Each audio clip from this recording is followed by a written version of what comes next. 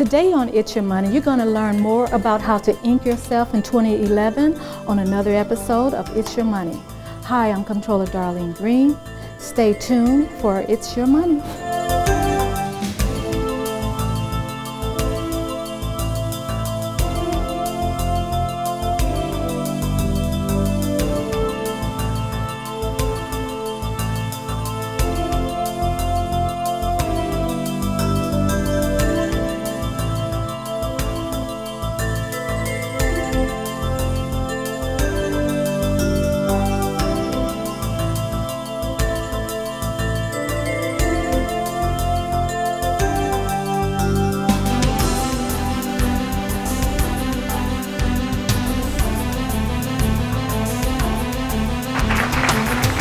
If I'm not Oprah, who isn't? I tell you, I feel great. I have been in business for 25 years, and I've got some secrets that I'm about to tell you. And I've been wanting to share these things for a while. So we have a lot of things to share, not just in terms of what I want to share with you about what the opportunities are in St. Louis, but also what it means to be doing it myself. So as I'm talking to you, I'm also learning, because every time I talk about what we've already gone through, a new thing comes up for me. But I want to make sure you realize that part of the reason why we started doing this, I had an opportunity to have a sit down with Comptroller Darlene Green, and she and I have run into each other a few times, but we talked about the fact that there's so many areas of opportunity to do business in St. Louis that we just do not see a lot of people even looking at. And that there's some areas that are dominant that people think about because they see it all the time. But there are all these other areas. And so at that time, I kind of shared with the comptroller, I said, well, I've been wanting to really get more involved in coaching people through the kinds of businesses that they should start. Because I've been a small business development consultant. That's where I kind of started myself when I started my business. But often, when people came to me, they had already decided what business they were going into. I wanted to get to them before they decided, so that I could direct them into the areas that are in high demand.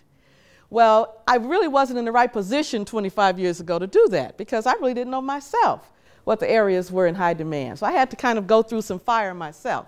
And I'd say that part of it is that for the past 13 years, I have been the consultant to Washington University. And you see that we're going to talk about two of multiple potential customers here. And one of them is doing business with city government, because Comptroller Darlene Green said, well, tell them what I buy. I said, okay, got you. Then I said, and I'm going to let them know what a higher educational institution like a Washington University buys. And you know how I know? I have all that information. I've been keeping this stuff for years. And Arthur and Kathy and I, Kathy actually analyzes WashU's spending on a routine basis and gives them reports on how much they're spending. In particular, their contract with me has to do with helping them spend more money with diverse suppliers. And when we started with them 13 years ago, they didn't have too many. And I'm glad to say today they have several. But we also have some huge opportunity areas where there just aren't any diverse suppliers. And the comptroller finds that same situation in her arena. So it was really her thought to say, well, who have you been talking to so far? I say, well, my friends. Arthur and I had a little session with about my two friends, and we told them all about it. And she says, well, we need to get some more people in front of you because this is very important to St. Louis. We have got to change the entrepreneurial culture of St. Louis. We're unfortunately not known as a very entrepreneurial town. Can you imagine? And we've got to change that. We've also got to change the fact that we do not see enough diversity in the entrepreneurial arena. We've got to change that. So she's very committed, and then she said, we need an audience.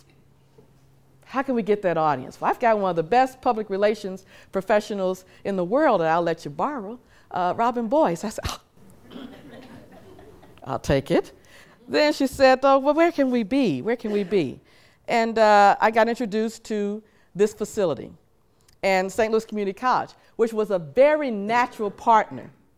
Because often when you're inking yourself, you are, in some instances, reinventing yourself.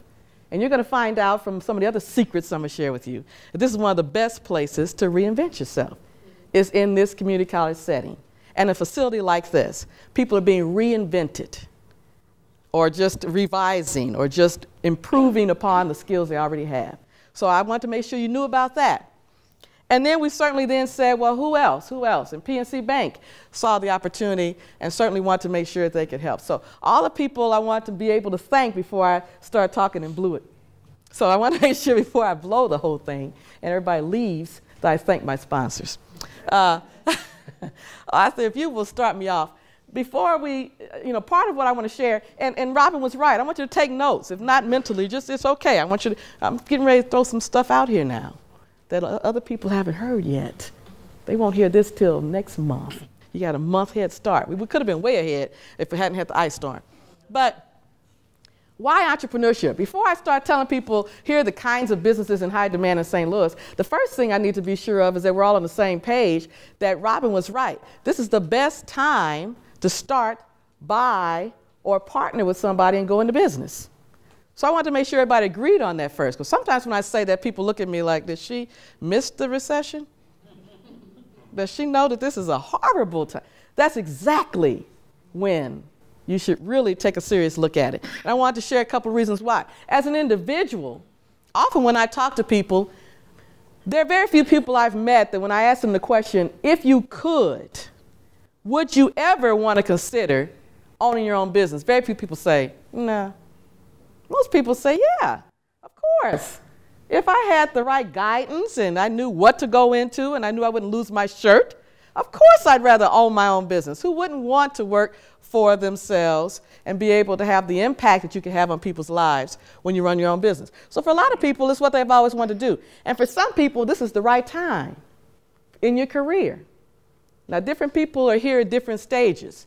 So some are perhaps, and maybe I'll take a little poll real quick just so I know who I'm talking to. How many are happily employed? So there are a lot of people who they have a wonderful career, it's going wonderful. Perfect time to start a business. How many are what do you call that? Not downsized, because that's not really the right. Displaced. Displaced meaning that you were never in the right place in the first place, and you finally got out. Okay, so you've been released from your, you finally got free. Okay, well, this is the right time for you. How many are just starting their careers or maybe reinventing themselves in their career? It's the right time for you. How many are retired? You've had a career, it was great, and now it's like, okay, now let's do this thing. It's the right time for you. And as you'll hear about, and when I talk later, if you're a teenager, whoo, it's the right time for you. I didn't invite teenagers today. They're coming Saturday, and you'll hear about that. So why not? Why not start a business or think about entrepreneurship? Next slide. Now, the other thing I want you to understand is that because of the economy, what we're seeing is that the customer, and this is whether you're talking about selling to a corporation like a WashU or an entity like the city government, the airport, St. Louis Community College, or whether you're talking about selling to me, an individual. Consumers are looking for value. Whenever the economy is down and things are rough, money's tight, right? So whoever I was buying from before, I might consider a new person now because I now am looking. I wasn't looking when things were well. I've seen that on the business side. A few years ago, Washington University wasn't looking for new suppliers. They have 13,000 suppliers. They don't need any new suppliers. They weren't looking. Today, if you can save them some money, you'll have a meeting because they're looking. Things are different today. So consumers are looking, they're looking for value. Talent is available. There are people who have talent, who have worked in major corporations and have all kinds of skills, and now they're available. They didn't used to be available. There was a time if I were to talk to professionals, like many of you, I'm sure, who've had long careers in all kinds of areas and have done all kinds of things, and I were to say entrepreneurship, people would say, maybe I'll think about it if I can't find a job. But I wouldn't have people coming to want to hear about starting a business because they would say, why would I do that? When I graduated, I had my MBA from WashU. When I came out in 1983, there was one person in our class who wanted to start a business. Everybody else wanted to work for corporate America. We laughed at her. Today, she could hire all of them. But at that time, in '83, they said, as a matter of fact, when she said that upon graduation she was starting a business, they said, oh, so you didn't get a job, huh? That's what they said. So you didn't get hired yet. She looked at us like, I didn't even interview. I wasn't trying to. So things are different today. But talent is available. People who could be partners, people who could be investors, they're available. They weren't before. You can always find a bargain. Do you know WashU had an MRI for sale on eBay recently? Anybody know what to do with an MRI machine? You could have got one real cheap.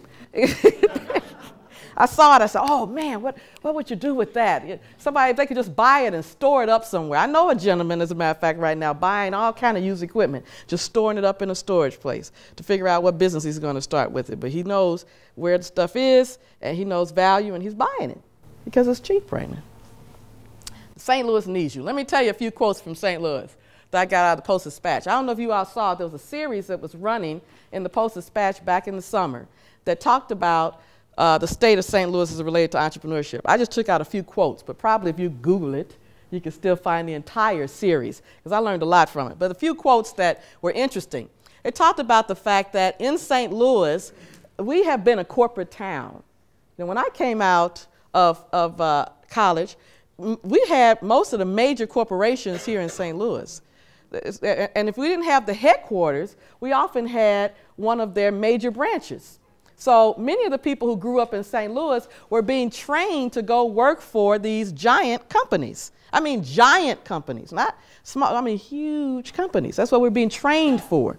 And as those companies started cutting back, all of a sudden a lot of talent was getting released from these big companies. Well, the article kind of emphasized that everybody was acting like this was something new. They let in that it's been happening since 1993, that we've been losing these big companies. It just all of a sudden looked like we lost a few of them, in like 3 or 4 in one day. Turned on the news, I said, oh, they were all leaving me, in one day. But they've been leaving. Next one. St. Louis, or not just St. Louis, the state of Missouri currently is ranked 45th, and I've seen one that said we're 48th, out of the 50 states in entrepreneurship. In other words, we're near the bottom. And they said in the next slide here that the irony of that is that many of the major corporations that many of us worked for and got our training from were started by entrepreneurs. So how did we become a non-entrepreneurial town? We birthed Monsanto. We birthed Emerson Electric, several companies that were birthed here. So how do we have a reputation of not being entrepreneurial? Well, it goes on to say that not only did those companies launch businesses, but the true power of that was the fact that, again, many of our private institutions came from those same entrepreneurs. Those who don't know may not know that Washington University is from the Danforth family. That's Washington University, a university. They own all that. And there's several examples of that. And those individuals became our leaders in St. Louis who have done a lot of things. But the article left me with this thought, which is really what drove me to get into the comptroller's office and say, help me. They said, they're not coming back. It's not like we're saying, wait, watch, wait a minute. They're going to rebuild that whole area. No, they are not coming back. And that is the best news ever for me. It really is. Because those jobs that were put out there, if we can capture just a subset of those individuals, just a subset. I don't need 75,000 people to ink themselves, although that would be nice. Woo! 75 people inking themselves would be even awesome. But it's the fact that those individuals, many of them have decided enough is enough. There are many young people who've had 5 or 6 jobs before the age of 30, 35. They say, enough. I can't keep doing this. It's just hard on my system. I need to be able to stabilize. And that's why this is so important. So how do you position yourself for entrepreneurship? Because of the things that I've dealt with, and some of the things that many of my partners in the room have dealt with, from the banks to what they do at Justin Peterson with helping individuals, to what we see in the corporate world, is that often when people show up at the door of a bank or at Washington University or wanting to do business with the city, they've skipped a step. And that's a step that I'm wanting to tell you don't skip. Because before you decide what business to go into, position yourself to be in business, period. There are people who were in wonderful businesses, it just wasn't the right one for them. It was great business, just not the right one for them. There are people who are in businesses that are just doing horrible, and they're thinking it's because of them, and it was just that it's the wrong time for that particular business. So inking yourself is bigger than saying that we want everybody to leave out of here and start a business. That's not what I'm here to talk about. I have a saying. I hope I get it right this time, otherwise I'll remind myself of the President of the United States. The old president, not the new one. But I have a saying. Owning a business is not for everyone, because that's true. For me to stand here and say, yeah, everybody is a natural born business owner, that's not the case. But I go on to say, but everyone should own their own business. And what I mean by that is everyone should take control over their own stuff, their own self. So ink yourself really means turn yourself into a business. That's what it means.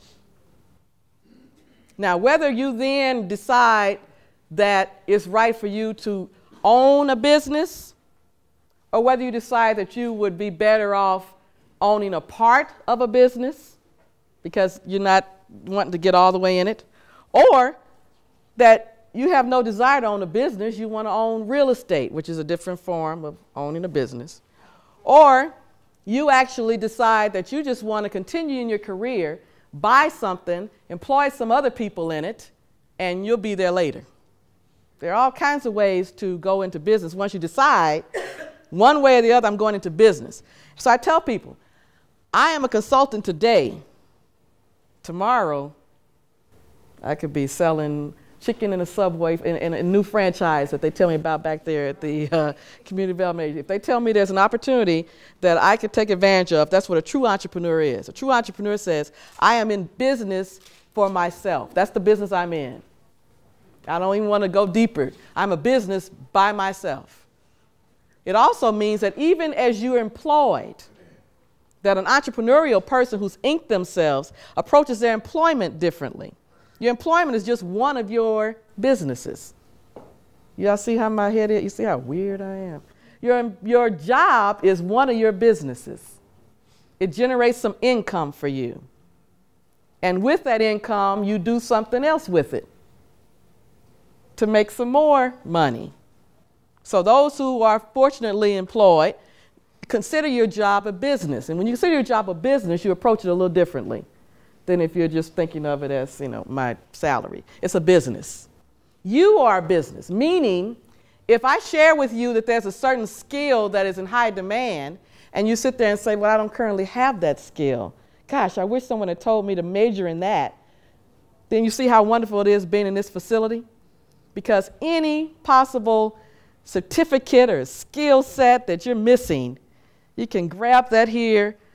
How do you position yourself? There are 4 areas I want to share real quickly with you. And they're no different than how you position yourself for anything else. But this is how I want you to leave this in terms of realizing that before you start any business, make sure you check all 4 of these areas, because any of these areas being off can cause it to be the wrong time. And so you want to get that area in the right time. So the first decision you've made is that you're a business, right? Is everybody on the same page with me with that? That as of now, you are a business. You're in the business of selling yourself. And you're going to make yourself very marketable. And whatever is missing in your product, you're going to go get it. Because you can. Nobody's stopping you. And you're going to promote a business that is in need or in demand in St. Louis, hopefully, or around the country, around the world. Mentally, a few things I share here is that the first thing that I often share with people when I talk to them about being an entrepreneur is that before you start talking about, I want to open up a franchise, or I think that the business I want to start is I want to sell medical supplies to WashU. The first thing I tell people is learn what it takes to think like a CEO. Because you have to change your way of thinking now. You're a CEO when you say you are inked, meaning that you have to train yourself to think like that. I'm still training myself. This is not a one-time read that you read something that says, oh, CEOs do that. That's a constant. To say I have to start reading books that CEOs read. I have to start thinking like a CEO thinks. A CEO is always looking for the dollar somewhere. I'm seeing the dollars all over this. They're looking. They're the visionary that says, I'm looking.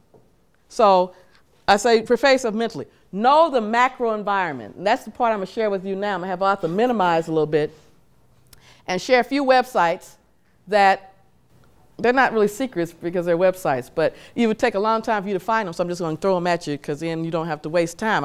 Took me 25 years to find these websites. I can just give them to you right now, just like that. Well, not that one first. Pull up RCGA. The macro environment. As a CEO, you want to know what's going on in St. Louis. If indeed, as I hope you do, you want to have a business that's in St. Louis. Now, you could do business all over the world. I just want you headquartered here, because this is my home. How many of you all are from St. Louis? Okay. Northwest class of 77? Anybody? Northwest High? There you go. So, I care about St. Louis. I want to be located and headquartered here. But I have no problem doing business in China and everywhere else. I just want to be located here so I can employ the kids who go to Northwest and down. I want to connect back up with where I'm from. Well, RCGA is a great site to start to educate yourself on what are people telling folks it's so hot in St. Louis. Because there are certain industries that that research has shown we are just more prone to be successful in St. Louis because of our location. And there are no secrets. They're on the site here. They're going to tell you. They're these business clusters. And unfortunately, there's very little diversity in many of these business clusters, which is why I'm here to beg you to consider some of these clusters. And essentially, when you go to this site, you can read the whole thing. But the main thing is that in St. Louis, these are our 5 dominant clusters. This is, so why reinvent the wheel? Why would I go try to figure out what's the dominant clusters in St. Louis when they pay people, they do this for a living. So I go and I say, oh, plant and medical science. Why are they saying we're so hot in that? So you click on it, and of course you can read it, but you find out, and hopefully you know, that St. Louis is being promoted worldwide as the bio belt. Did you all know that? Anybody heard that? Have you seen what is happening in our medical arena? Have you all driven down Kings Highway, Forest Park, and seen the facilities that they're building? Do you know WashU just built a biomedical research facility? I think it was about $296 million, the most beautiful thing you'll see. Right there on Kings Highway and Forest Park. If you drive over, you'll see it looming up above all the other buildings. It was just completed. Now, why would they spend that kind of money on a building to staff and to give facilities to researchers from all over the world who are moving to St. Louis because they want to be in the bio belt, where we have not only some of the best research institutions, educational institutions in WashU and St. Louis U and the University of Missouri St. Louis, we also have some of the best hospitals in the world in BJC. We also have the Danforth Plant and Science Center, where all kind of research, they've already figured out how to make me live another 50 years and look just like this. And I want that stuff. I want to rub it on. So they're working on things that would blow our minds. But you know what? I don't have to know that. All I need to know is what plastic bag do you put it in. You see what I'm saying? Okay, I don't need to know necessarily what that is. But when you bought it here, somebody bought it here in a truck, right? You can break this stuff down. It's not that complicated. Now, if you happen to be a person who has experience in biomedical or medical, if you're a nurse, anybody that understands the words has a head start on me. We hoped you learned a lot this time on this episode of It's Your Money. I'm Comptroller Darlene Green. Thank you for tuning in. This was part 1 of Ink Yourself 2011, doing business with the City of St. Louis and higher education institutions. Part 2 of this presentation will air soon on the next It's Your Money.